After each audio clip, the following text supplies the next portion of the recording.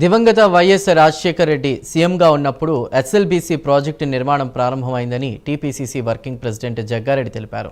నల్గొండ జిల్లాలో 4 లక్షల ఎకరాలకు సాగునీరు అందించడం, ఫ్లోరైడ్ నివారణ లక్ష్యంగా 1920 కోట్ల అంచనా వ్యయంతో దీనిని ప్రారంభించారని తెలిపారు. తర్వాత బీఆర్ఎస్ అధికారంలో ఉన్నప్పుడు 10 ఏళ్లలో ప్రాజెక్టు పనులు పూర్తి కాలేదని తెలిపారు. గత ఏడాది తెలంగాణలో కాంగ్రెస్ ప్రభుత్వం అధికారంలోకి వచ్చాక మరలా పనులు ప్రారంభించారని అన్నారు. ఎస్ఎల్బీసీ టన్నెల్లో చిక్కుకున్న 8 మంది కోసం రెస్క్యూ పనులు వేగంగా జరుగుతున్నాయని తెలిపారు. త్వరలోనే వారిని గుర్తించి బయటకు తీసుకొస్తారని భావిస్తున్నట్లు జగ్గారెడ్డి తెలిపారు.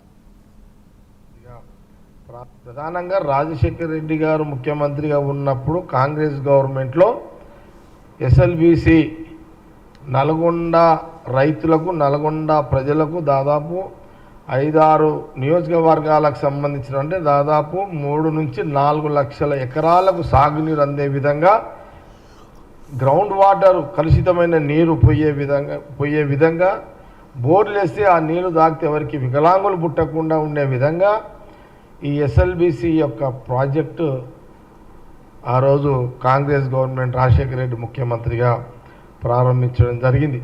క్రమంగా ఆ 10 ఏళ్ళు పనులు నడుస్తూ ఉన్నాయి. మరి దాని తర్వాత ఆ 10 ఏళ్ళ తర్వాత రాష్ట్ర విభజన జరిగింది. మళ్ళీ తర్వాత ప్రజలు కేసీఆర్ని ముఖ్యమంత్రి చేశారు. వారు కూడా పనులు చేస్తూనే ఉన్నారు. కానీ ఆ 10 ఏళ్లలో పూర్తి కావాల్సిన ఎస్ఎల్బీసీ ప్రాజెక్టు వారు పనులు చేసిరు. 10 ఏళ్ళ సమయం ప్రజలు ఇచ్చిర్రు. కానీ ఎస్ఎల్బీసీ ప్రాజెక్టు ఆ రోజు కేసీఆర్ గవర్నమెంట్